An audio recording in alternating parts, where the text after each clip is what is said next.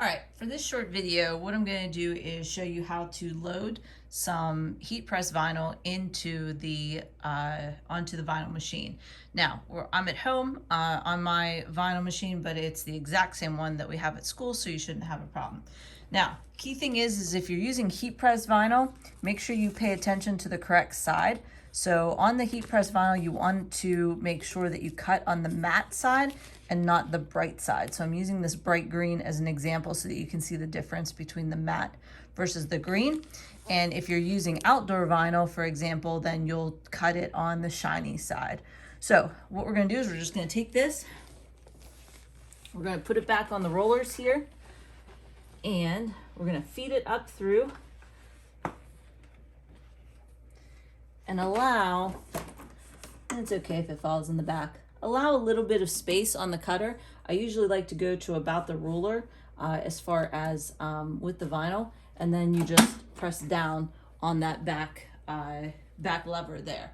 Now, what we'll notice is that you'll notice that the blade itself is off a little bit. And so what we want to do is we want to ensure that the blade is right in line and starts right where our vinyl starts. And so to do that, I'm going to move this over a little bit to show you so you can see.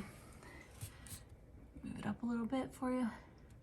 All right, so right here is the blade where that purple is.